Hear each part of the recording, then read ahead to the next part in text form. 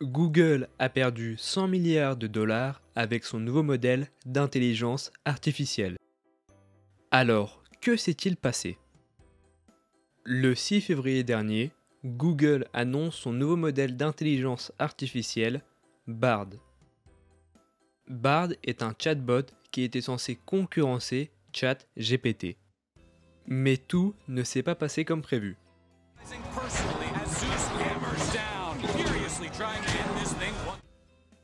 Le problème était que Bard était imprécis dans ses réponses.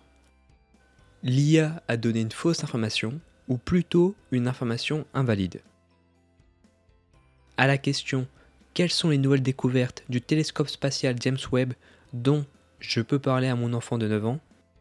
Bard répond « Le télescope James Webb a été le premier observatoire à prendre des images d'une planète située en dehors du système solaire. » Ce qui est faux, c'est le Very Large Telescope qui a été le premier observatoire à prendre des images d'une planète située en dehors du système solaire. Cette erreur a fait perdre plus de 100 milliards de dollars au groupe Alphabet, le groupe auquel Google appartient.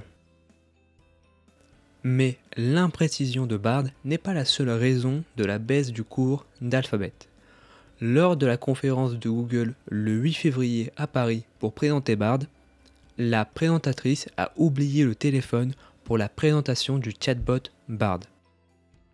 Let's see how that works with a live demo. We are missing we're missing the phone.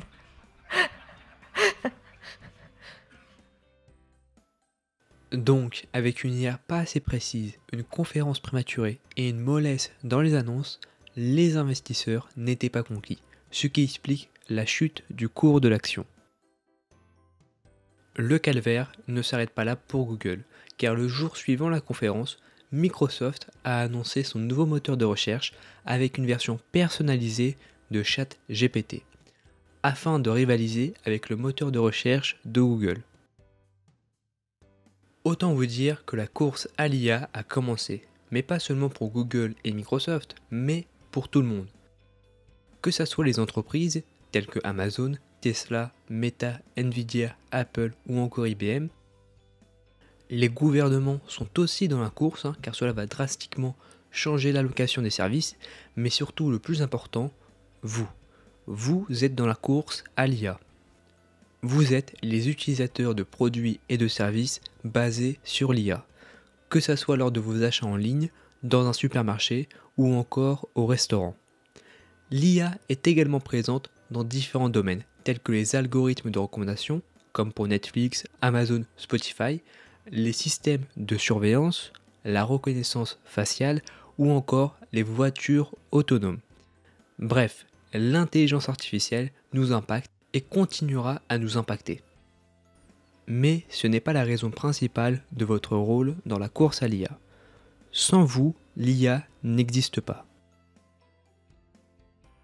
Vous êtes la matière première des modèles d'IA. Les modèles d'IA ont besoin de données pour apprendre, se perfectionner et prendre des décisions. Et tout cela est impossible sans vous. Cette course ne peut donc exister sans vous. Le XXe siècle était le siècle de l'or noir, le pétrole. Nul doute que le XXIe siècle sera le siècle des données ou de l'or informatique. Il faut comprendre que les données sont les matières premières de l'IA. Elles sont une ressource stratégique pour les entreprises et les gouvernements, car cela permet de comprendre, d'analyser, de prédire, d'améliorer et d'optimiser des informations dans différents domaines, que ce soit en médecine, en économie, en agriculture, en biologie, bref, dans une multitude de domaines différents. Comme il existe différentes qualités de pétrole, nous avons le pétrole brut, léger, moyen et lourd, qui ont toutes des propriétés différentes. Il existe aussi différentes qualités de données. Toutes les données ne se valent pas.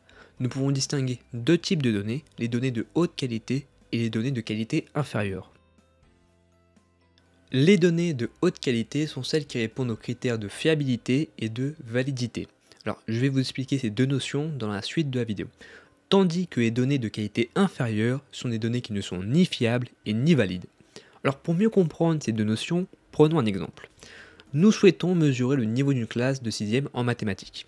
Pour cela, nous administrons un contrôle aux élèves. Donc voici les questions. 15 plus 15, 6 fois 10, 30 moins 2, 11 divisé par 11. À partir des résultats de ce contrôle, nous pouvons estimer le niveau en mathématiques de l'élève. Si un élève a une bonne note, on pourra estimer que l'élève connaît son chapitre. Tandis que si un élève a une mauvaise note, on pourra estimer que l'élève ne connaît pas son chapitre. Dans ce cas, on a affaire à des données de haute qualité. On peut estimer sans trop de soucis le niveau en mathématiques des élèves en fonction de leur note. Mais maintenant, un autre contrôle de mathématiques pour la même classe avec des questions différentes, du type quelle est la capitale de la France, où se situe l'océan Atlantique, quel est le premier homme qui est allé dans l'espace, quelle température fait-il? Est-ce qu'à partir des résultats à ce contrôle, nous pouvons estimer le niveau en mathématiques des élèves? Évidemment que non. Ce contrôle ne mesure pas correctement les connaissances en mathématiques des élèves. Si un élève a une bonne note, cela ne signifie pas que l'élève connaît son chapitre en mathématiques. Dans ce cas, on a affaire à des données de qualité inférieure, car l'instrument de mesure, ici le contrôle, qui a pour but de récolter les données, n'est ni fiable et ni valide. Bon, il paraît évident que ce ne sont pas des bonnes questions pour mesurer le niveau en mathématiques. Mais en statistique, quand nous mesurons des concepts un peu plus complexes, comme la santé mentale, la réussite d'un projet, la satisfaction des clients ou encore la productivité des employés, il devient beaucoup plus compliqué de mesurer ces projets avec pertinence. Par exemple, imaginons que nous voulons mesurer la santé mentale. Comment pouvons-nous mesurer la santé mentale d'une personne? Je ne vais pas dire « est-ce que vous êtes en bonne santé mentale ?» Oui, non. Cette question n'est ni fiable et ni valide, et cela pour plusieurs raisons. Tout d'abord, elle est très générale. Que signifie la santé mentale? Est-ce que vous savez la définir? Est-ce que la personne qui répond à cette question sait la définir? De plus, la santé mentale est un concept vaste. Cela comprend plusieurs concepts comme la dépression, l'anxiété, les troubles bipolaires, alimentaires ou encore la schizophrénie. Il faudrait préciser le concept qu'on veut mesurer. Est-ce qu'on veut mesurer seulement la dépression, l'anxiété, les troubles bipolaires ou encore la santé mentale dans sa globalité, c'est-à-dire de mesurer tous les concepts à la fois. Cette question manque de précision. Et dernièrement, quelle est la définition d'une bonne ou d'une mauvaise santé mentale? Une personne qui répond à cette question sera vite perdue et c'est tout à fait compréhensible. Donc avec une question aussi simple que « êtes-vous en bonne santé mentale? Oui, non », nous avons fait beaucoup d'erreurs. Pour mesurer correctement la santé mentale d'une personne, il faudrait des questions qui soient beaucoup plus précises, qu'elles soient à la fois fiables et valides. Et ça tombe bien car dans cette vidéo, je vais vous présenter les notions de fiabilité et de validité avec un atelier pratique, pour vous montrer comment utiliser ces deux notions dans une situation réelle. L'atelier pratique consiste à mesurer la santé mentale des étudiants en France, et plus précisément à mesurer la dépression chez les étudiants en France. Alors pourquoi parler seulement de la dépression?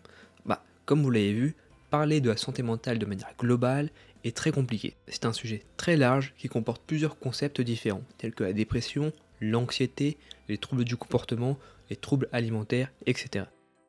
On peut parfaitement mesurer la santé mentale à travers tous ces concepts, mais cela nous prendrait beaucoup trop de temps, d'argent, et ce n'est pas un travail à faire seul. Avant de rentrer dans le vif du sujet, il est intéressant de savoir pourquoi mesure-t-on le concept qu'on veut mesurer. Pourquoi mesure-t-on le taux de chômage, la santé mentale, la satisfaction des clients?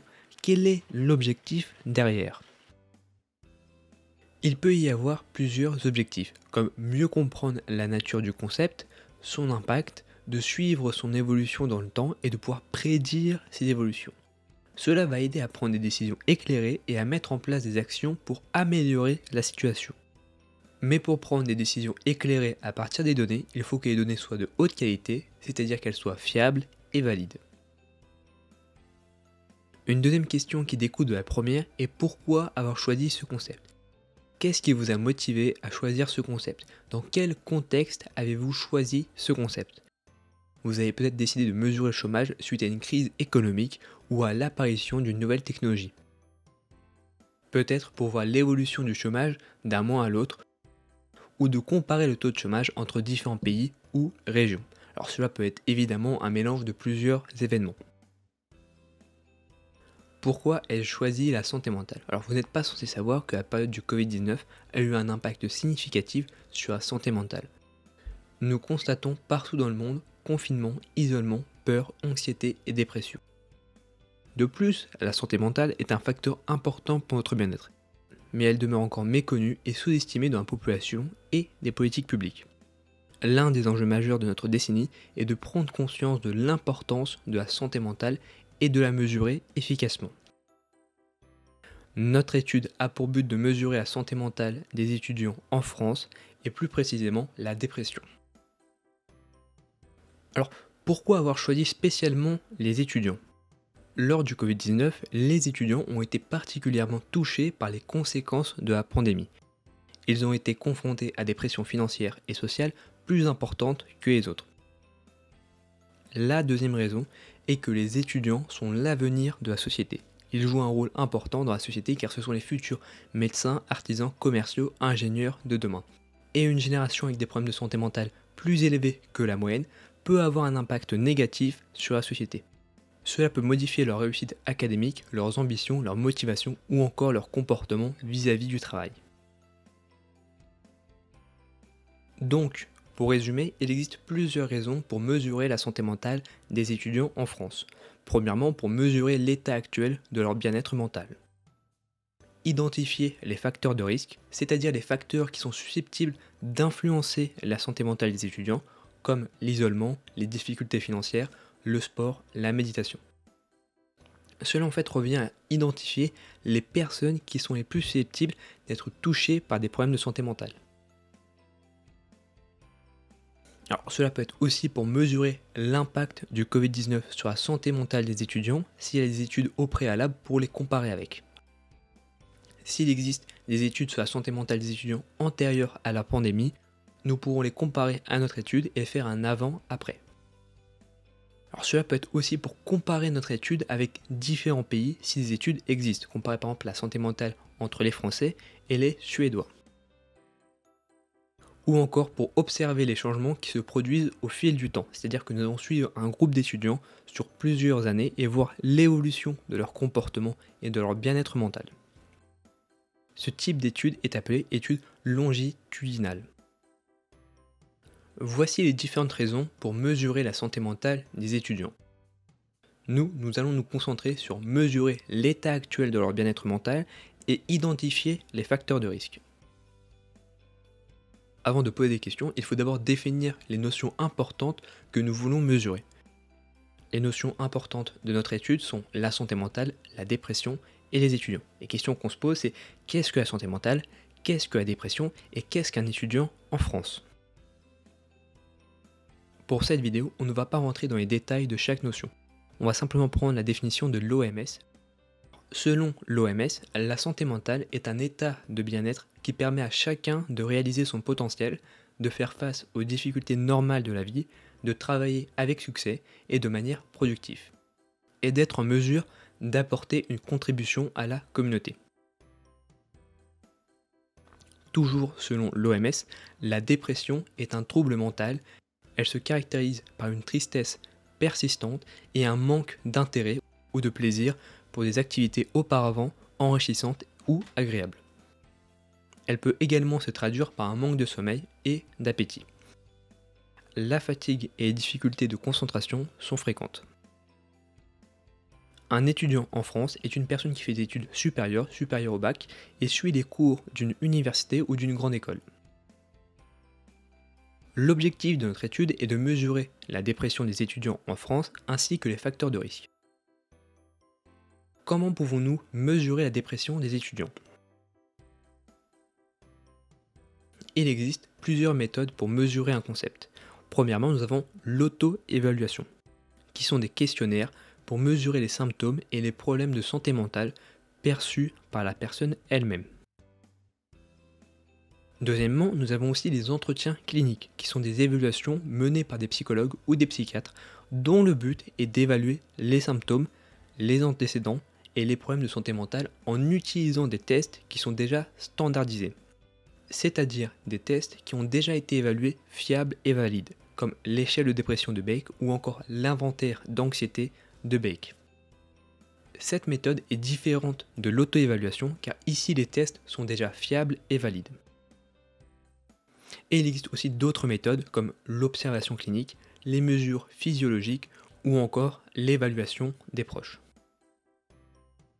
Quand vous voulez mesurer un concept, alors cela peut être n'importe quoi, par exemple le taux de chômage, la satisfaction des clients, la productivité des employés, il faut bien définir la méthode ou les méthodes de mesure que vous allez utiliser pour mesurer votre concept. Vous avez remarqué qu'il y a plusieurs méthodes, et ils ont tous leurs avantages et leurs défauts. Par exemple, un entretien clinique prend beaucoup plus de temps, d'argent et d'énergie qu'une auto-évaluation. Il est aussi utile d'utiliser plusieurs méthodes de mesure pour obtenir une évaluation complète de votre concept, mais malheureusement cela prend beaucoup de temps et d'argent.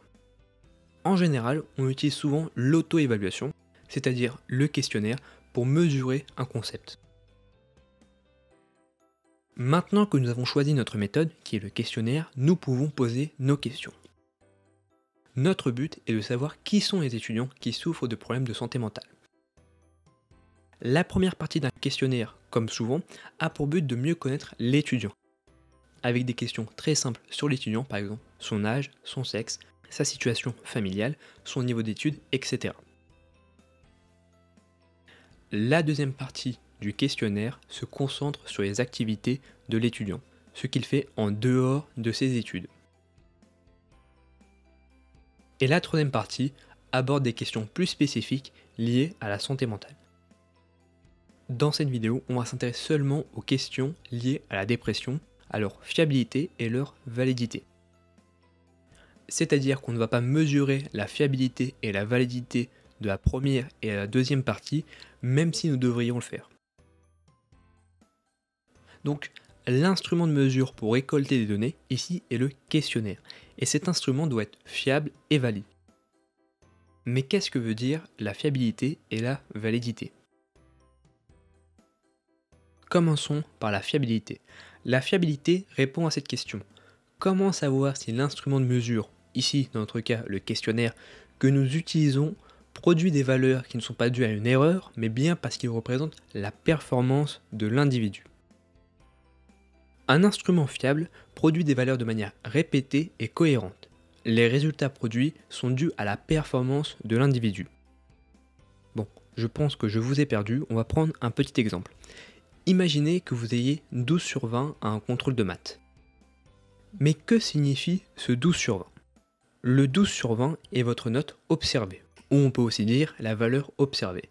Mais vous avez aussi une autre note, une autre valeur appelée la valeur réelle. Cette valeur réelle est la note que vous avez si vous faites le contrôle une infinité de fois et que le contrôle est parfaitement fiable et valide. Alors évidemment, cette valeur n'existe pas, c'est une valeur théorique car vous ne pouvez pas faire le contrôle une infinité de fois et les tests sont rarement parfaitement fiables et valides.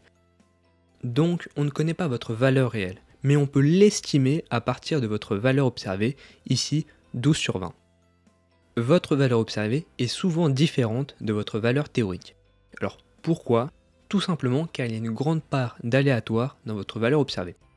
Vous avez eu 12 sur 20, mais peut-être que votre vraie valeur est égale à 14 sur 20. Il y a donc une différence de 2 points entre la valeur observée et votre vraie valeur.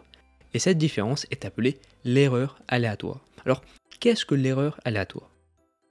L'erreur aléatoire est tous les facteurs qui ont influencé votre note. Par exemple, cette différence de 2 points est peut-être due au fait que vous avez joué toute la nuit aux jeux vidéo, ce qui a influencé la qualité de votre sommeil et par conséquent votre réflexion lors de votre contrôle. Ou peut-être que vous étiez trop stressé, trop anxieux, trop fatigué et vous avez peut-être loupé votre bus et arrivé en retard à l'examen. Ou encore un autre cas, il y a peut-être un événement particulier lors du jour de votre contrôle. Si vous passez votre examen lors de la finale de la Coupe du Monde de football, il y a de grandes chances que vous ne soyez pas parfaitement concentré. Bref, il existe une multitude de facteurs aléatoires qui a pu influencer votre résultat. Plus la part de l'erreur aléatoire est importante, plus votre valeur observée sera différente de votre valeur réelle. Il existe un autre type d'erreur qui est l'erreur systémique. Pour parler de ce sujet, prenons un exemple avec une balance. Disons que vous pesez 70 kg, ceci est votre valeur réelle, mais la balance affiche une valeur différente de 72 kg, ceci est la valeur observée. Il y a donc une différence entre votre valeur observée et la valeur réelle, la différence est de 2 kg. Dans notre cas, cette différence est due à l'erreur aléatoire. Mais à quoi peut être due l'erreur aléatoire? Alors, vous avez peut-être mal lu la balance, vous avez peut-être bu avant de vous peser, ou même vous êtes pesé avec vos chaussures. Donc, il existe un tas de raisons pour justifier cette erreur aléatoire. Mais imaginons maintenant qu'une balance affiche toujours votre poids, mais avec 10 kg en plus. Vous pesez toujours 70 kg, mais le poids affiché sur la balance est de 80 kg. Et en règle générale, toutes les personnes qui se pèsent avec cette balance ont un poids avec 10 kg en plus. Cette différence entre la valeur observée, ici 80 kg, et votre vrai poids 70 kg, n'est plus due à une erreur aléatoire, mais à une erreur systémique. L'erreur systémique, ou aussi appelée le biais, est quand l'erreur se produit de manière cohérente et répétée. Cette erreur est une erreur constante. Cela peut être dû à une mauvaise calibration d'un instrument de mesure ou à une méthode inappropriée. Par exemple, ici notre mesure, la balance, est fiable car elle donne toujours les mêmes valeurs, mais à chaque fois avec 10 kg en plus. Et cela est dû car nous avons mal calibré la balance. Donc, la différence entre les deux erreurs, entre l'erreur aléatoire et systémique, c'est que l'erreur aléatoire est imprévisible et non cohérente. Elle est causée par des facteurs qui ne sont pas contrôlés ou mesurés. Tandis que l'erreur systémique est elle prévisible et cohérente. Elle se produit de manière constante et est souvent attribuée à un défaut dans un processus ou un instrument défectueux. Avant d'aller plus loin, faisons un petit jeu. Vous devez deviner si la différence entre la valeur observée et la valeur est due à une erreur aléatoire ou à une erreur systémique. Vous avez 8 sur 20 à un contrôle, mais votre vraie valeur est égale à 6 sur 20. Et votre voisin à droite a 12 sur 20, mais sa vraie valeur est-elle égale à 10 sur 20. Et toutes les personnes de votre classe ont une note 2 points supérieure à leur vraie valeur. Cette différence est-elle due à une erreur systémique ou à une erreur aléatoire? C'est une erreur systémique car elle se produit de manière répétitive et de manière cohérente. Une autre question, vous avez 14 sur 20 à un contrôle, et votre vraie valeur est égale à 13 sur 20. Cette différence est-elle due à une erreur systémique ou aléatoire? Ici, la différence est imprévisible et non cohérente, et donc une erreur aléatoire. En règle générale, vous ne connaissez pas la vraie valeur, mais vous pouvez l'estimer à partir de la valeur observée. Et il est donc compliqué de savoir si l'erreur est due à une erreur aléatoire ou à une erreur systémique. Mais peu importe l'erreur, si l'erreur aléatoire ou systémique est élevée, alors notre estimation sera forcément mauvaise.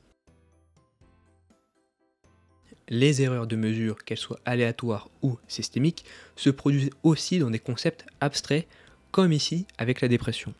Et la conséquence, c'est que les données obtenues par des concepts abstraits demandent une plus grande subjectivité, ce qui peut conduire à des erreurs de mesure plus importantes. Dans un questionnaire, la valeur observée est la somme des vraies valeurs et des erreurs de mesure. La vraie valeur est la valeur si l'instrument est parfaitement fiable, valide et répété un nombre infini de fois. Notre objectif est d'estimer au mieux la vraie valeur. Et pour cela, nous devons réduire au maximum ces erreurs de mesure en créant une mesure fiable. Maintenant que vous savez ce qu'est la fiabilité, on va s'intéresser à la validité. La validité répond à cette question. Comment savoir si le test ou l'instrument de mesure, dans notre cas ici le questionnaire, que nous utilisons mesure bien ce qu'il est censé mesurer? Par exemple, est-ce qu'un contrôle de maths mesure bien le niveau en maths des élèves? Est-ce qu'une balance mesure bien le poids d'une personne? Ou encore, est-ce qu'un questionnaire qui est censé mesurer la dépression mesure bien la dépression? Si notre questionnaire mesure le taux de chômage au lieu de la dépression, alors il n'est pas valide. Et si vous vous rappelez, en début de vidéo, j'ai dit que Bard était imprécis. Et l'imprécision, cela se réfère à la validité des données. Les données sur lesquelles le modèle s'est entraîné n'étaient pas valides. Donc, la fiabilité mesure si l'instrument produit des données de manière répétée et cohérente, tandis que la validité mesure si l'instrument mesure bien ce qu'il est censé mesurer. Comment vérifier la fiabilité d'un instrument? Comment savoir si un instrument est fiable ou non? Il existe 3 types de fiabilité. Il y a la stabilité, l'homogénéité et l'équivalence. Commençons par la stabilité. La stabilité d'un instrument, ici notre questionnaire, se réfère à sa capacité à être fiable et à produire des résultats cohérents au fil du temps. Un instrument est considéré comme fiable s'il produit les mêmes résultats au fil du temps. Si vous prenez l'exemple de la balance, l'instrument ici est stable car d'une pesée à une autre, votre poids sera toujours le même. La balance produit des résultats cohérents au fil du temps. Comment savoir qu'un instrument est stable? Pour mesurer la stabilité d'un instrument, on utilise la fidélité test-retest. Prenons l'exemple d'un contrôle de maths. J'ai créé un contrôle de maths et je veux savoir si le contrôle est stable, c'est-à-dire si les résultats à partir de ce contrôle se produisent de manière cohérente et répétée. J'administre le contrôle une première fois à une classe de 20 élèves. Et j'administre le même contrôle une deuxième fois à la même classe dans les mêmes circonstances, mais séparées de quelques semaines ou mois. Si les élèves ont plus ou moins les mêmes notes dans les deux contrôles, alors le test produit des résultats de manière cohérente et stable. Pour savoir la force de la stabilité de l'instrument de mesure, on utilise le coefficient de corrélation de Pearson. Avec notre exemple, on prend les notes du premier contrôle, ici c'est notre variable x, et on prend les notes du deuxième contrôle, ici c'est notre variable y. Un coefficient élevé signifie que les notes des élèves sont corrélées entre les deux examens, ce qui sous-entend que l'instrument est fiable. Dans notre cas, nous avons un coefficient égal à 0,85. Le contrôle est donc stable. Si nous avions eu un coefficient faible, cela sous-entendrait que l'instrument produit des résultats de manière instable et incohérente. C'est-à-dire que les valeurs observées sont très différentes des valeurs réelles. Ce qui arrive souvent avec les QCM sans points négatifs. Cet instrument de mesure manque souvent de stabilité. Quand on fait passer un QCM deux fois aux mêmes personnes, dans les mêmes circonstances avec un intervalle de temps, le coefficient de corrélation de Pearson est rarement élevé. Les notes ne sont pas fortement corrélées, d'où l'ajout des QCM avec des points négatifs pour rendre l'instrument plus stable. Ce problème existe aussi avec les sondages pour les élections présidentielles. Dans chaque sondage, il y a une grande part d'indécis, ce qui rend l'instrument de mesure, ici dans notre cas le sondage, instable. Parce que d'un mois à un autre, d'une émission à une autre ou d'un meeting à une autre, l'avis des citoyens, mais surtout des citoyens indécis, peuvent fortement varier. Pour pallier à ce problème, on va plutôt chercher à connaître les intentions de vote des indécis. On ne sait pas avec précision pour qui ils vont voter, mais on peut savoir pour qui ils ne vont pas voter, ce qui permet de réduire l'incertitude des indécis. Revenons sur le questionnaire sur la dépression. On administre le questionnaire à 1000 personnes. Pour mesurer la stabilité de ce questionnaire, on ne va pas reprendre les 1000 personnes qu'on a déjà sondées, car cela nous prendrait trop de temps, d'argent et d'énergie. On va plutôt prendre un échantillon aléatoire parmi ces 1000 personnes. Disons qu'on prend 50 personnes à qui on va redonner le même questionnaire avec un intervalle de temps. Si les résultats de ces 50 personnes dans le premier questionnaire sont fortement corrélés avec les résultats du deuxième questionnaire, alors l'instrument de mesure, ici le questionnaire, est stable. A l'inverse, si le coefficient de corrélation est faible, alors le questionnaire n'est pas stable. Dans ce cas, il faudrait savoir pourquoi. Peut-être que les questions ne sont pas assez claires. Par exemple, dans la question « Combien de fois par semaine faites-vous de l'exercice ?», nous laissons place à beaucoup de subjectivité pour le sonder. Que signifie faire de l'exercice? Parle-t-on d'activité physique comme de la marche à pied ou de sport comme le rugby?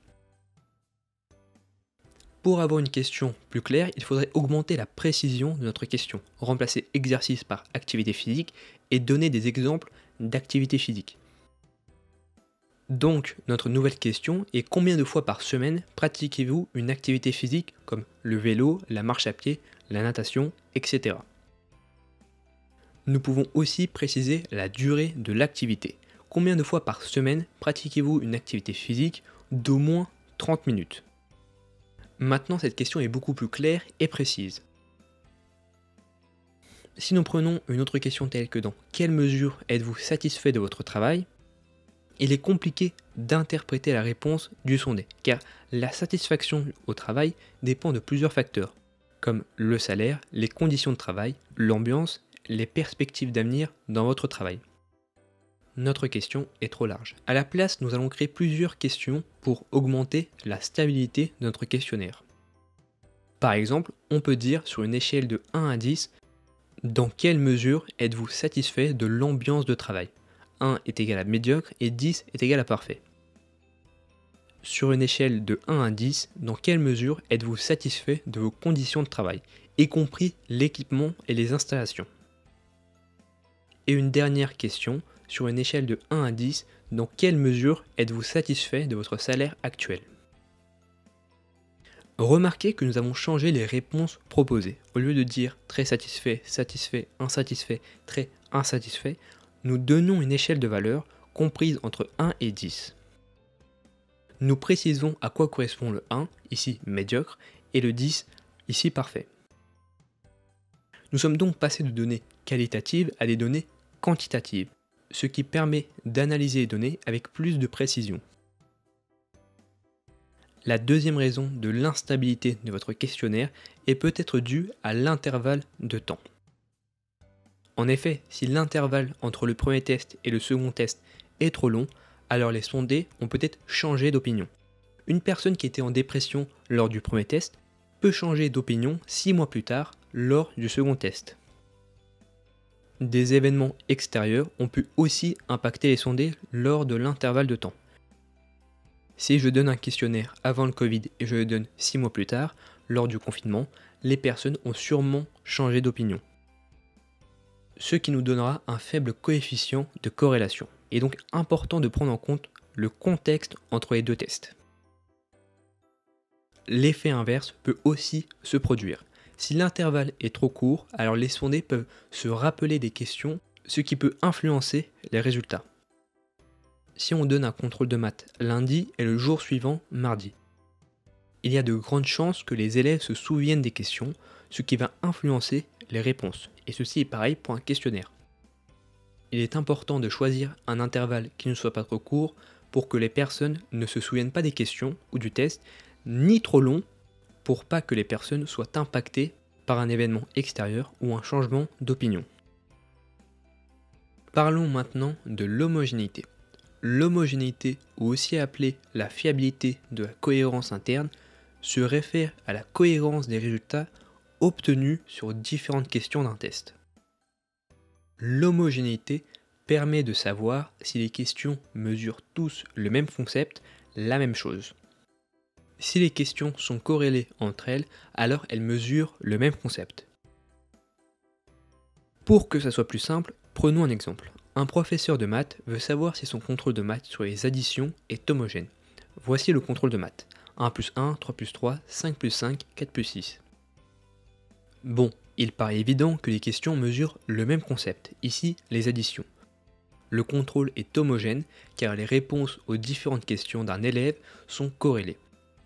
Si un élève A répond correctement à la première question, il y a de grandes chances qu'il réponde correctement aux questions suivantes. On peut aussi dire que le contrôle fait preuve de cohérence interne, car les questions mesurent toutes le même concept.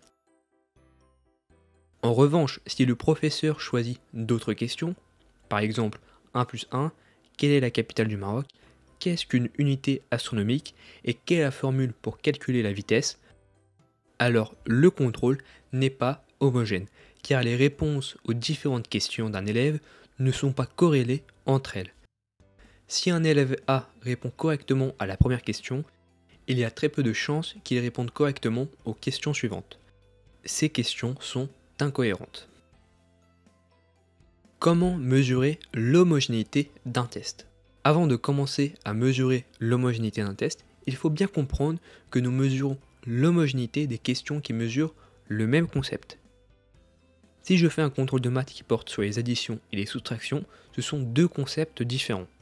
Donc je vais calculer deux fois l'homogénéité, une fois pour les questions sur les additions et une autre fois sur les soustractions. Car un élève peut très bien avoir compris les additions et avoir bon à la première partie du test et avoir du mal sur les soustractions. Bref, la parenthèse finie, comment mesurer l'homogénéité d'un test?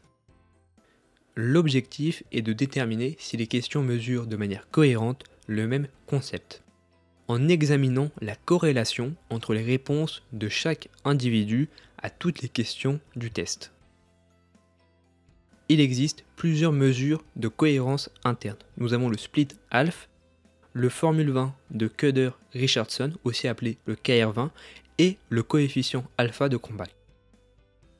La mesure la plus fiable et la plus utilisée est le coefficient alpha de Cronbach. Pour mesurer ce coefficient, reprenons l'exemple du contrôle de maths. La première question est égale à 1 plus 1, la deuxième question 3 plus 3, la troisième 5 plus 5 et la quatrième 4 plus 6. Pour calculer ce coefficient, il faut attribuer des scores à chaque réponse donnée par les élèves aux différentes questions. Nos questions sont de type binaire, soit l'élève a bon, soit il a faux. Une bonne réponse est égale à 1 et une mauvaise réponse est égale à 0. Donc voici les résultats de 10 élèves. Pour savoir si les questions sont homogènes, c'est-à-dire qu'elles mesurent le même concept, il faut que les réponses soient corrélées entre elles. Une personne qui répond correctement à la première question doit avoir tendance à répondre correctement à la deuxième question, et ainsi de suite. Quand nous avons deux questions ou deux variables à mesurer, nous pouvons utiliser le coefficient de corrélation de Pearson. Si les deux questions sont homogènes, alors les réponses sont corrélées. Une personne qui a bien répondu à la première question aura tendance à bien répondre à la deuxième question. Mais quand nous voulons calculer plusieurs questions, il devient plus compliqué d'utiliser le coefficient de corrélation de Pearson, car ce coefficient est la covariance standardisée, c'est-à-dire la variance partagée entre deux variables. Et c'est pour cette raison que nous ne pouvons pas utiliser ce coefficient et que nous utilisons le coefficient alpha de Cronbach. Pour mesurer la corrélation et ainsi l'homogénéité, nous allons mesurer la variance partagée entre les différentes questions. Si les réponses varient fortement dans le même sens, alors les questions mesurent le même concept. Notre but est d'estimer cette variance partagée. Pour cela, on va utiliser la variance totale des scores. C'est la variance de la dernière colonne. La variance totale des scores se compose de deux types de variances. Premièrement, la variance partagée, ou aussi appelée la variance commune, qui est la variance qui reflète la similarité des réponses entre les questions, ce qui indique que les questions en fait mesurent le même concept. Et il y a deuxièmement la variance d'erreur. La variance d'erreur peut être due à plusieurs facteurs. Un manque de stabilité des questions, les personnes n'ont pas compris la question était peut-être trop ouverte, peut-être que les participants n'étaient pas concentrés quand ils ont répondu à la question. La variance d'erreur reflète la variabilité dans le résultat qui n'est pas due au concept mesuré. On considère que la variance de chaque question représente la variance d'erreur. Par exemple, la variance de la question numéro 1 est égale à 0,1. Et 0,1 représente la variance qui est attribuée à des sources d'erreur plutôt qu'au concept mesuré. Donc, si nous faisons la somme des variances de questions, nous aurons la somme des variances d'erreur. On fait la variance de la première question, plus de la deuxième question, plus de la troisième question, et plus de la quatrième question, ce qui nous fait 0,85. Pour estimer la variance partagée, on mesure la différence entre la variance totale des scores, qui est composée de la variance partagée et de la variance d'erreur, et la somme des variances de chaque question. La variance totale des scores est égale à 1,95, on fait 1,95 moins 0,85, ce qui nous fait 1,1. 1,1 représente la variance qui est due au concept mesuré entre les différentes questions, c'est-à-dire la variance commune entre les questions. Puis, on mesure la proportion de variance partagée par rapport à la variance totale des scores. On va donc diviser la variance partagée par la variance totale des scores. On fait donc 1,1 divisé par 1,95, ce qui nous fait 0,56. Ce qui nous donne la proportion de la variance partagée dans la variance totale des scores. C'est-à-dire que 56% de la variance totale des scores est expliquée par la variance partagée. Plus la part de la variance partagée dans la variance totale des scores est élevée, plus les questions mesurent le même concept et sont donc homogènes. Mais nous n'avons pas encore fini. Nous estimons la variance partagée entre les questions.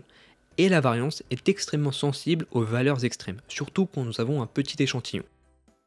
Pour éviter de sous-estimer la mesure et ne pas avoir une mesure qui soit influencée par les valeurs extrêmes, on multiplie par le facteur n divisé par n-1. N représente le nombre de questions qu'on mesure. Ici nous avons 4 questions, donc n est égal à 4. En règle générale, plus nous ajoutons des questions et plus l'estimation sera fiable. Ici, le coefficient alpha de Cronbach est égal à 0,70. Et donc, voici la formule du coefficient alpha de Cronbach. Ce qui est égal à la variance totale des scores moins la somme des variances de chaque item, de chaque question ou de chaque variable, divisé par la variance totale des scores, car nous voulons la proportion, qu'on multiplie par le facteur n divisé par n-1, ce qui nous donne le coefficient alpha de Cronbach. Plus le coefficient alpha est élevé, plus la variance partagée est plus grande par rapport à la variance d'erreur, ce qui signifie que les réponses aux questions sont corrélées entre elles et par conséquent elles mesurent toutes le même concept. Maintenant prenons l'exemple avec la dépression. J'ai 5 questions et j'aimerais savoir si ces 5 questions mesurent bien la dépression. La première question est: sur une échelle de 1 à 10, dans quelle mesure avez-vous ressenti de l'anxiété au cours des dernières semaines? 1 est égal à pas du tout et 10 est égal à extrêmement. La deuxième question est: sur une échelle de 1 à 10, dans quelle mesure avez-vous ressenti une tristesse profonde ou un sentiment de désespoir? 1 signifie pas du tout et 10 signifie extrêmement.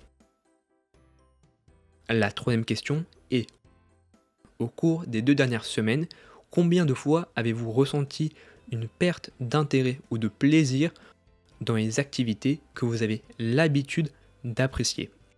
0 est égal à pas du tout et 5 est égal à 5 fois ou plus. Sur une échelle de 1 à 10, dans quelle mesure avez-vous eu des pensées négatives sur vous-même ou sur votre vie? 0 est égal à pas du tout et 10 est égal à extrêmement.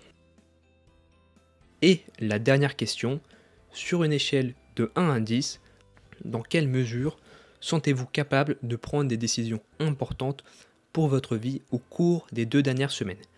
1 est égal à pas du tout et 10 est égal à tout à fait capable. Remarque importante, les questions ici ne sont pas toutes sur la même échelle. Si je prends la première question, l'échelle de mesure va de 1 à 10. On va du pire au meilleur. Tandis que dans la dernière question, dans la question numéro 5, on considère que 10 est très positif. Et il est important d'avoir la même échelle de mesure pour mesurer l'homogénéité. Une personne qui est anxieuse doit aussi, en moyenne, être en incapacité de prendre des décisions. Évidemment, si les questions mesurent le même concept. Donc, si une personne répond 8 à la première question, c'est-à-dire que la personne est très anxieuse, elle doit aussi répondre en moyenne 8 à son incapacité à prendre des décisions. Mais si l'autre question a une échelle inversée, alors elle devra répondre en moyenne 2, et par conséquent, les réponses sont négativement corrélées. Et notre but, c'est que les réponses soient positivement corrélées pour mesurer correctement le coefficient alpha de Cronbach. On va donc reformuler la question pour que l'échelle puisse correspondre aux autres questions. Sur une échelle de 1 à 10, dans quelle mesure sentez-vous incapable de prendre des décisions importantes pour votre vie?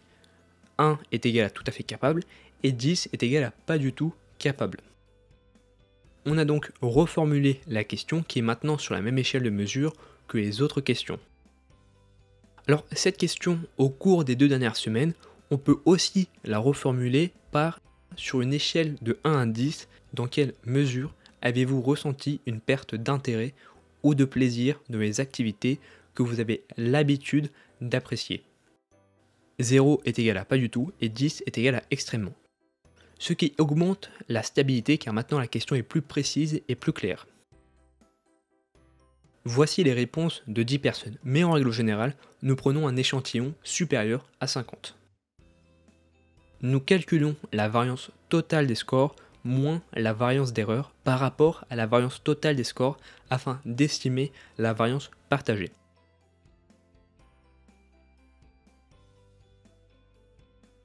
Ici, le coefficient alpha de Cronbach est égal à 0,775. On considère qu'un coefficient alpha de Cronbach supérieur à 0,7 est une mesure acceptable pour la cohérence interne des questions. Un coefficient supérieur à 0,7 signifie que les questions mesurent toutes le même concept. Mais que faire si le coefficient est inférieur à 0,7 ? Un coefficient inférieur à 0,7 signifie une faible cohérence interne des questions, c'est-à-dire que les questions ne mesurent pas le même concept de manière cohérente. Pour remédier à ce problème, vous pouvez supprimer les questions trop différentes ou les questions qui ne sont pas assez cohérentes, privilégier des questions claires et précises, ou encore ajouter des questions. Plus vous ajoutez des questions, plus l'erreur dans les réponses diminue. Alors, nous venons de voir comment mesurer la corrélation entre plusieurs questions. Nous allons maintenant nous intéresser à la dernière fiabilité, l'équivalence. L'équivalence mesure la cohérence des réponses parmi différents juges ou différentes versions d'un test. Si les réponses produisent les mêmes résultats pour différentes versions d'un test, alors les différentes versions du test mesurent le même concept et sont interchangeables. Dans le cas avec différents juges, si les différents juges donnent les mêmes réponses, alors les réponses sont cohérentes et par conséquent les données deviennent plus fiables. Alors vous devez vous dire, mais dans quel contexte avons-nous besoin de juges ? Il arrive que les instruments de mesure soient des instruments observationnels, c'est-à-dire qu'on évalue le comportement d'un individu qui est directement observé. Par conséquent, nous avons besoin de juges pour récolter les données sur les observations faites. Mais le problème est que les humains n'interprètent pas les réponses de la même manière. Les réponses d'un juge peuvent être complètement différentes de celles d'un autre, et si c'est le cas, les données extraites ne seront pas fiables. Pour s'assurer que les données soient cohérentes et fiables, nous allons mesurer la fiabilité inter-juge. La fiabilité inter-juge mesure à quel point deux juges sont d'accord lorsqu'ils évaluent un même concept ou un même phénomène. Plus les juges sont d'accord, plus les données sont cohérentes. Alors, pour que ce soit plus clair, prenons un exemple. Nous sommes dans un aéroport et nous voulons savoir si nos deux agents de sécurité sont d'accord sur la classification des passagers. Pourquoi est-ce important de classer les passagers ? Imaginez qu'un passager soit dangereux et que dans un cas, l'agent numéro 1 le contrôle tandis que le second agent le laisse passer. Cela peut causer des problèmes pour l'intégrité des voyageurs car un passager qui devrait être contrôlé pourrait passer inaperçu et constituer une menace. Il est donc très important que les deux soient d'accord sur la classification des passagers. Nous avons deux catégories de passagers. 1. La personne ne constitue pas une menace, donc la personne peut passer. 2. La personne constitue une menace ou est potentiellement dangereux, donc la personne doit être contrôlée ou détenue. Si les deux agents sont d'accord sur la classification des passagers, cela indique une haute fiabilité interjuge. Les agents interprètent de la même manière les critères de classification et laisse penser que les décisions prises sont fiables et cohérentes. En revanche, si les deux agents ne sont pas d'accord, alors la fiabilité interjuge est faible. Dans ce cas, une formation peut être nécessaire pour les agents de sécurité afin d'améliorer la fiabilité interjuge. Voici les réponses des deux agents de sécurité pour les mêmes passagers. Ceci provient d'un échantillon de 100 personnes. Les colonnes représentent les réponses de l'agent numéro 1 et les lignes représentent les réponses de l'agent numéro 2. Alors, pour mesurer la fiabilité interjuge, nous pourrions utiliser le coefficient de corrélation de phi. Mais en règle générale, nous utilisons plutôt le coefficient de kappa. Voici la formule du coefficient de kappa, avec PO moins PE, le tout divisé par 1 moins PE. Le coefficient de kappa est une mesure de la concordance entre deux juges. PO représente la proportion d'accords observés entre les juges. Ici, c'est 40 plus 10 sur 100, ce qui nous fait 0,4 plus 0,1, soit 0,5. C'est-à-dire que 50% du temps, les agents de sécurité sont d'accord sur la classification d'un passager. Mais cela signifie aussi que 50% du temps, les agents sont en désaccord. Parmi les 50% du temps où ils sont d'accord, il faut enlever la proportion d'accords attendue entre les juges due au hasard, c'est-à-dire le PE. Pourquoi ? Même si les agents ne sont pas d'accord sur un passager, il peut y avoir des cas où le hasard fait que les juges classent un passager de la même manière. Si les deux agents classent beaucoup de passagers 1, c'est-à-dire sans danger, alors il y a de grandes chances que les deux agents se mettent d'accord, mais cela est seulement dû au hasard. Par exemple, l'agent numéro 1 a classé 60% des passagers sans danger, et l'agent numéro 2 a classé 70% des passagers sans danger. On fait 0,6 fois 0,7, cela nous fait 0,42. Cela signifie que si les agents classaient au hasard un passager dans la catégorie 1, ils seraient d'accord 42% du temps pour la classification d'un passager sans danger. Et pour les passagers potentiellement dangereux, l'agent numéro 1 a classifié 40% des passagers et l'agent numéro 2 a classifié 30% des passagers. On fait 0,4 fois 0,3, ce qui nous fait 0,12.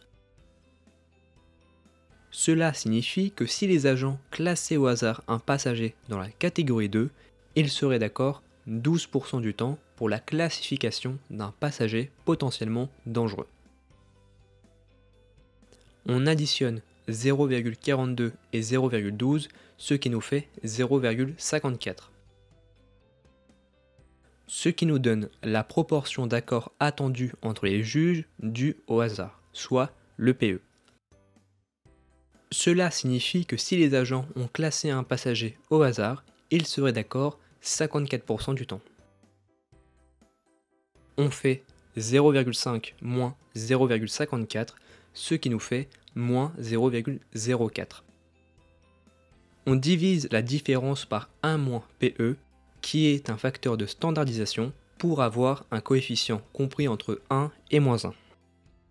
On fait moins 0,04 divisé par 0,45, ce qui nous fait environ moins 0,08. Le coefficient de kappa est égal à moins 0,08. Quand le coefficient de kappa est proche de 1, cela indique un accord parfait entre les juges, donc des données fiables et cohérentes. Quand le coefficient de kappa est proche de 0, cela indique que l'accord observé est dû au hasard et qu'il n'y a pas d'accord entre les juges. Donc les données ne sont ni fiables ni cohérentes. Et quand le coefficient de kappa est proche de moins 1, cela indique que les juges sont en désaccord, c'est-à-dire que c'est pire que le hasard. Donc les données ne sont ni fiables et ni cohérentes. On considère qu'un coefficient compris entre 0 et 0,2 est un accord très faible. Entre 0,21 et 0,4, un accord faible. Entre 0,41 et 0,60, un accord modéré. Entre 0,61 et 0,80, un accord fort. Et entre 0,81 et 1, un accord presque parfait. Ici, notre coefficient est égal à moins 0,08. On a donc un coefficient kappa extrêmement faible. Il n'y a pas d'accord entre les juges, ce qui pose un problème de sécurité et il faut donc former nos deux agents. Dans le cas où nos données sont ordinales, nous utilisons le coefficient de kappa pondéré. Au début de cette section, j'ai parlé de deux types d'équivalence, celle qui mesure la fiabilité interjuge et celle qui mesure la fiabilité des formes parallèles. La fiabilité des formes parallèles mesure la cohérence des résultats entre les différentes versions d'un test. Prenons un exemple. Il arrive très souvent que lors d'un examen, il y ait différentes versions d'un test, un sujet A et un sujet B, généralement pour éviter la triche. Mais comment s'assurer que les deux sujets mesurent bien le même concept ? Nous administrons deux versions d'un test au même groupe de personnes à un intervalle séparé. Si les résultats aux deux versions du test sont positivement corrélés, alors les deux sujets mesurent bien le même concept et donnent des données cohérentes. Nous pouvons donc interchanger ces deux sujets. Voici un échantillon de 10 élèves. Le coefficient de corrélation de Pearson est égal à 0,83, ce qui signifie que les deux sujets mesurent bien le même concept, que les résultats sont cohérents et par conséquent les versions sont interchangeables. Nous avons parlé des différentes mesures de fiabilité, mais elles ne sont pas toutes utiles. Leur utilisation dépend du contexte. Par exemple, mesurer l'équivalence pour notre questionnaire sur la dépression n'aurait pas beaucoup de sens, étant donné qu'il n'y a qu'une seule version du test et on considère que l'administration se fera en ligne. Donc, nous n'avons pas besoin de juge. Mais dans certains cas, il se peut que vous ayez besoin de l'équivalence. Si nous voulons mesurer la santé mentale pour les étudiants en France et en Angleterre, pour les comparer, il est important que les deux versions du test soient équivalentes. Sinon, les différences observées pourraient être dues à des différences d'instruments de mesure plutôt qu'à des différences réelles entre les populations. Alors, nous avons fait le tour des types de fiabilité. Pour mesurer un instrument, nous commençons toujours par la fiabilité et non par la validité. Alors, pourquoi me direz-vous ? Un instrument ne peut pas être valide s'il n'est pas d'abord fiable. Si l'instrument ne peut pas produire des résultats cohérents et stables, alors nous pouvons être sûrs que l'instrument ne peut pas produire un seul résultat de manière cohérente. Si un instrument de mesure n'est pas fiable et cohérent, alors cela n'a pas d'importance ce qu'il mesure. Un instrument, pour être valide, doit être fiable, mais l'inverse n'est pas vrai. Un instrument peut être non valide et fiable. Par exemple, voici le contrôle d'une classe de CM2. Quelle est la capitale de la France ? Quelle est la capitale de l'Allemagne ? Quelle mer sépare la France de l'Angleterre ? Et quel est l'océan qui sépare la France des États-Unis ? Le contrôle est-il fiable ? Oui, le contrôle est fiable. Il donne des résultats de manière stable et les questions sont homogènes. Mais est-il pour autant valide ? Non, car il ne mesure pas les maths. Et c'est pour cette raison qu'on va apprendre les mesures de validité. La validité répond à cette question. Comment savoir si l'instrument de mesure, ici le questionnaire, que nous utilisons mesure bien ce qu'il est censé mesurer ? Il existe trois types de validité. Il y a la validité de contenu, de critères et de construit. Commençons par la validité de contenu. La validité de contenu évalue si l'instrument couvre correctement l'ensemble des compétences qu'il est censé mesurer. Si je réalise un contrôle de maths sur les additions, le contrôle doit couvrir l'ensemble des compétences liées aux additions. Pour savoir si mon instrument couvre l'ensemble des compétences correctement, nous demandons l'avis à des experts du domaine. Si je fais un contrôle de maths en étant professeur de maths, mon avis compte, mais il est important de demander l'avis à d'autres personnes, à d'autres professeurs de maths. Dans le cas du questionnaire sur la dépression, quand nous avons défini le concept, la méthode d'évaluation, nous écrivons les différentes questions pour mesurer la dépression. Par exemple, sur une échelle de 1 à 10, dans quelle mesure avez-vous ressenti de l'anxiété au cours des 2 dernières semaines? Ou encore une autre question, sur une échelle de 1 à 10, dans quelle mesure avez-vous ressenti une tristesse profonde ou un sentiment de désespoir? Je demande l'avis à des experts si ces questions mesurent bien la dépression. Dans notre cas, les experts sont des professionnels de la santé mentale, les psychiatres, les psychologues, les travailleurs sociaux spécialisés dans la dépression ou même des chercheurs spécialisés dans ce domaine. Si les experts considèrent que mon instrument mesure correctement ce qu'il est censé mesurer, alors mon instrument a réussi le test de validité de contenu. Dans le cas où les experts ne sont pas d'accord, il faut revoir notre instrument. Il faudrait avoir au minimum 3 experts pour valider notre instrument. Il existe une mesure pour tester la validité de contenu d'une question qui est le ratio de validité de contenu. C'est la proportion d'éléments d'un test ou d'une question qui sont considérés comme pertinentes pour le concept mesuré. Voici la formule. NE moins N divisé par 2, le tout sur N sur 2. NE est le nombre d'experts qui indique que la question est un élément essentiel du concept mesuré. Et N est le nombre total d'experts. Prenons un exemple. Sur une échelle de 1 à 10, dans quelle mesure avez-vous ressenti une perte d'intérêt ou de plaisir dans les activités que vous avez l'habitude d'apprécier? Sur un total de 15 experts, 14 considèrent que c'est une bonne question. Donc, on fait 6,5 divisé par 7,5, soit 0,86. Le CVR est compris entre -1 et 1. Plus il est proche de 1 et plus on considère que la validité de contenu est élevée, plus il est proche de -1 et plus on considère que la validité de contenu est faible. On considère que 0,5 est un seuil acceptable de validité de contenu. Donc, notre question a passé le test de validité de contenu via le CVR. Si vous avez un CVR inférieur à 0,5, essayez de savoir pourquoi votre question est jugée pas assez pertinente pour mesurer le concept indiqué. Passons maintenant à la validité de critères. La validité de critères mesure si l'instrument est corrélé avec un instrument de référence, c'est-à-dire qu'il y a le même critère, ou prédit un résultat futur. Commençons par le premier point.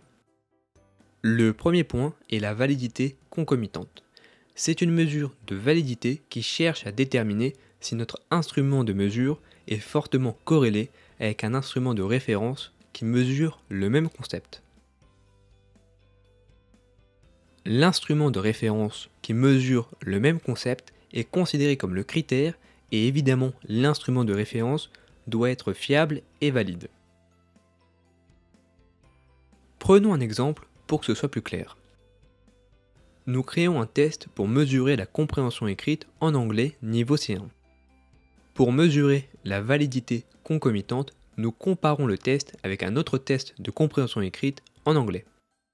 Par exemple, la partie de compréhension écrite du TOEFL qui a été validée et est considérée comme un instrument de référence fiable et valide.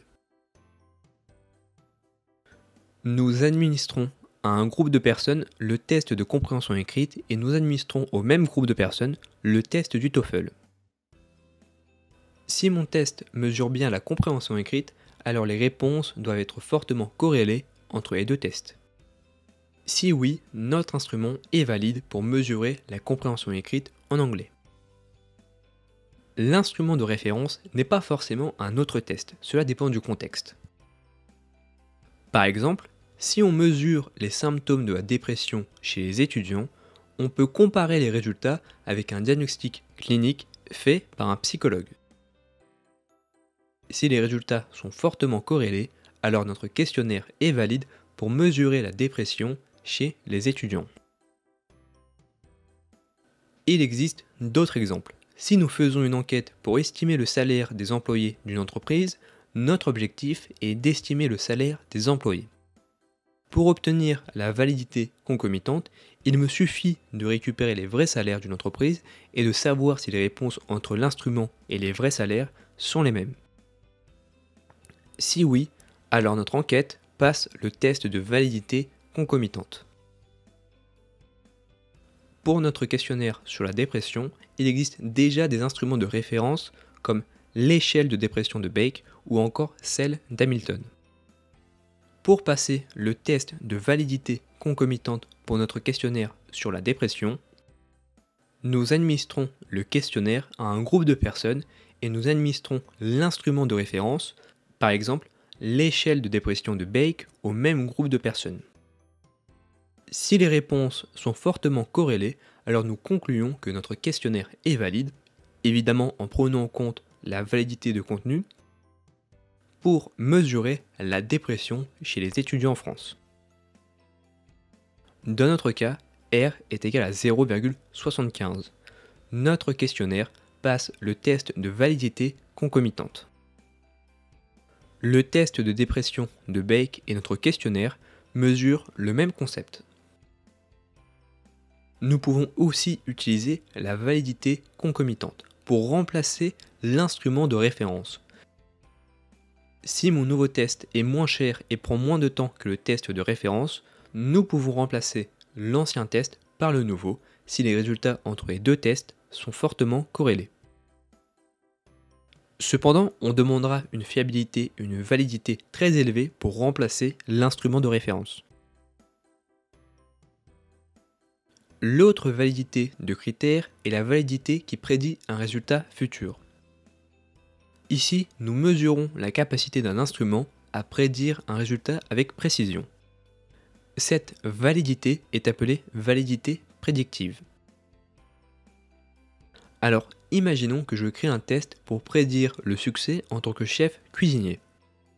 Ce test a pour but de détecter les futurs grands chefs cuisiniers. J'administre le test à un groupe de cuisiniers ou d'apprentis cuisiniers et nous revenons 5 ou 10 ans plus tard pour mesurer leur succès. Sont-ils devenus des chefs cuisiniers? Ont-ils des bons avis sur Internet? On peut légitimement penser que si les avis d'un restaurateur sont bons, le cuisinier doit jouer un rôle important. On peut voir les résultats de notre test avec les avis des clients. Si les notes sont fortement corrélées, alors notre test permet de prédire le succès en tant que chef cuisinier. Alors, vous avez sans doute remarqué que pour faire ce genre de test, cela prend un peu de temps. Mais lors de votre scolarité, vous avez déjà rencontré la validité prédictive. Quand vous avez passé un examen blanc, cela avait pour but de prédire la réussite à l'examen final. Si les notes à l'examen blanc sont fortement corrélées aux notes de l'examen réel, alors l'examen permet de prédire les notes de l'examen final. Avec notre questionnaire sur la dépression, il n'est pas utile de mesurer la validité prédictive. Mais si l'objectif est de prédire la dépression clinique 3 mois plus tard, alors les résultats de votre questionnaire doivent être fortement corrélés avec les résultats 3 mois plus tard. Si c'est le cas, notre questionnaire permet de prédire la dépression clinique 3 mois plus tard et nous avons passé le test de la validité prédictive. Dans le cas où l'instrument ne prédit pas correctement le résultat futur, il faudra retravailler sur l'instrument pour améliorer sa précision. Le problème de la validité prédictive, c'est que ça demande beaucoup de temps et d'argent. Les instruments ayant une forte validité prédictive sont très populaires et se vendent très bien. Par exemple, pour prédire la réussite d'un projet, prédire les comportements des individus, les tests de personnalité, les tests de compétences, la productivité des employés, etc. Maintenant que nous avons vu la validité de critères, intéressons-nous à la dernière validité, la validité de construit. La validité de construit évalue la mesure d'un concept abstrait ou complexe. Il est compliqué de directement observer un concept abstrait ou complexe. Par exemple, avec la dépression, on ne peut pas directement observer la dépression. Je ne peux pas faire un questionnaire avec pour seule question « Êtes-vous dépressif ? Oui, non ». Ça ne serait pas très pertinent. Les concepts abstraits comme la dépression ou l'intelligence dépendent de plusieurs facteurs.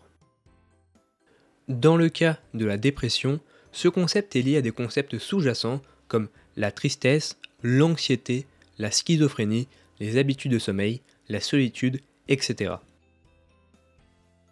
Si nous ne pouvons pas directement mesurer le concept abstrait, nous pouvons en revanche utiliser les concepts sous-jacents pour mesurer le concept abstrait. Les concepts sous-jacents sont des concepts théoriques qui sont censés être fortement corrélés avec le concept abstrait. Par exemple, selon une étude scientifique, plus une personne est anxieuse, plus elle est susceptible d'être dépressif. On pourrait tester cette affirmation en ajoutant une question sur l'anxiété, comme sur une échelle de 1 à 10, dans quelle mesure avez-vous ressenti de l'anxiété au cours des 2 dernières semaines ? Et on peut faire de même pour plusieurs concepts liés à la dépression. Nous mesurons cette validité de 2 manières différentes. La première est si les réponses à un questionnaire ou à un test sont fortement corrélées avec les théories liées au concept mesuré. Si c'est le cas, alors on parle de validité convergente. Par exemple, si les réponses liées à l'anxiété sont fortement corrélées à la dépression, comme le sous-entend la théorie, alors on passe le test de validité convergente. La validité convergente ne se limite pas qu'aux théories, mais aussi aux différentes mesures. Si une mesure a déjà fait ses preuves, comme l'échelle de dépression de Bake, nous pouvons comparer les réponses pour voir si les réponses sont fortement corrélées. Si c'est le cas, alors nous passons le test de validité convergente. Cette validité est similaire à la validité concomitante. Mais ici, nous prenons aussi en compte les théories qui sont susceptibles d'être liées. La deuxième manière est si les réponses ne sont pas corrélées avec les théories qui ne sont pas liées au concept mesuré. Si c'est le cas, alors on parle de validité discriminante. Par exemple, si je considère que la pointure n'est pas liée à la dépression, alors à la question « Quelle est votre pointure en centimètres ?», les réponses ne sont pas censées être corrélées avec la dépression. Si c'est le cas, nous passons le test de validité discriminante. Si notre instrument passe le test de validité de construit qui comporte la validité convergente et discriminante, alors notre instrument mesure bien ce qu'il est censé mesurer. Cependant, il est important d'évaluer l'instrument de mesure de manière globale, en utilisant les validités de contenu et de critères. Il faut aussi évaluer la fiabilité de l'instrument via la stabilité, l'homogénéité et l'équivalence. Cela fournit des preuves supplémentaires que l'instrument mesure de manière cohérente, précise, fiable le concept qu'il est censé mesurer. Nous avons fini avec la fiabilité et la validité. Il existe d'autres types de validité, mais vous avez vu les plus importants. La fiabilité et la validité sont deux notions extrêmement importantes, car si nos données ou l'instrument de mesure qui permet de récolter les données ne sont ni fiables et ni valides, alors toute analyse de données et interprétation sera forcément non concluante. Par exemple, comment pouvons-nous être sûrs qu'il existe une corrélation entre deux variables si les données ne mesurent pas ce qu'ils sont censés mesurer ou que les données produisent des valeurs aléatoires? Maintenant que nous avons fini de créer notre questionnaire en testant sa fiabilité et sa validité, nous pouvons le partager. Alors, petite remarque, créer un instrument qui soit fiable et valide peut prendre plusieurs années. Ceci vaut aussi pour les questions. Donc, si vous vous lancez dans la création d'un instrument de mesure, assurez-vous d'avoir le temps et les moyens financiers pour réaliser votre instrument de mesure. Pour résumer, quand vous voulez créer un instrument de mesure, vous devez définir le concept que vous voulez mesurer. Qu'est-ce que vous voulez mesurer? Est-ce la dépression, l'intelligence, le taux de chômage, la température ou encore la pollution? Dans quel contexte avez-vous choisi ce concept? Est-ce suite à un événement particulier comme une pandémie ou une crise? Dans quel but mesurez-vous ce concept? Est-ce pour mieux comprendre la nature du concept, évaluer son impact, suivre son évolution dans le temps ou encore de prédire ses évolutions? Quelle est la population étudiée? Est-ce les étudiants, les Français de plus de 18 ans, les résidents d'une ville? Définissez toutes les notions importantes de votre instrument de mesure. Quelle est la méthode pour mesurer votre concept? Est-ce un questionnaire, un entretien clinique, un capteur, un thermomètre? Évaluez si votre instrument est fiable et valide. Dès que vous avez rempli tous ces critères, vous pouvez utiliser votre instrument de mesure pour mesurer et récolter les données. Prenons un dernier exemple en récapitulant toutes les étapes. Nous voulons mesurer la pollution de l'air. Nous souhaitons créer un instrument pour mesurer la pollution de l'air. Le contexte dans lequel nous créons cet instrument de mesure est suite à l'ouverture d'une usine à charbon à proximité de ma ville. L'objectif est de mesurer la pollution de l'air, de mesurer l'impact de l'usine à charbon et de comparer la pollution de l'air avec les normes européennes et nationales. La population étudiée est constituée des résidents habitant autour de l'usine. Nous définissons ce qu'est la pollution et la pollution de l'air. La méthode pour mesurer notre concept est via un capteur pour mesurer la pollution de l'air. Notre instrument doit passer les tests de fiabilité et de validité. Dès que notre capteur est fiable et valide, nous pouvons utiliser cet instrument pour récolter les données. Voici les étapes pour créer un instrument de mesure.